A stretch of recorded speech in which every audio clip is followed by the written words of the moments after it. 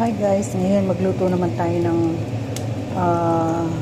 tuna na may tuna with egg, scrambled egg, onion, and before, ginisa ko muna sa isang butil na bawang.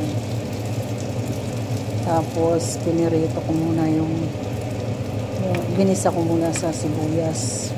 Pero, light lang. Ayan. Makaluto na tayo ng isa.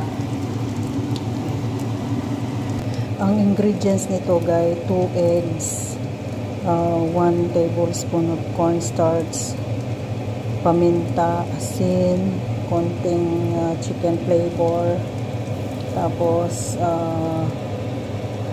konting asin, tsaka konting butter sa kawali. Tapos wala akong dinagdag na oil guys, yung galing sa tuna lang yun, yung ano siya, tawag dito, yung olive oil, yung tuna in olive oil, yun, dahil marami siyang mantika, yun yung ginamit natin, kaya sayang din. Ayan, nakadalawa na tayo, maglalagay pa tayo ng isa yan.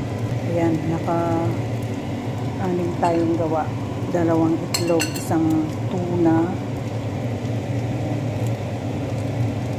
May panghapunan na, may pang-almusal pa. Pwedeng pang palaman, pwedeng pang ulam. Ganitong size na tuna guys ang ginamit ko.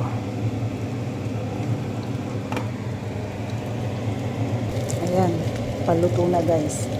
Kaya kung gagawa kayo ng ganito, huwag nyong itapon yung oil ng tuna. Yun lang ang pamprito.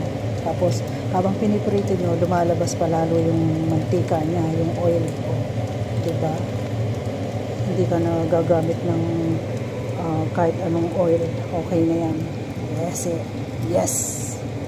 May ulam na naman ng mandirigma. Okay guys, see you next video. Sana magustuhan nyo to.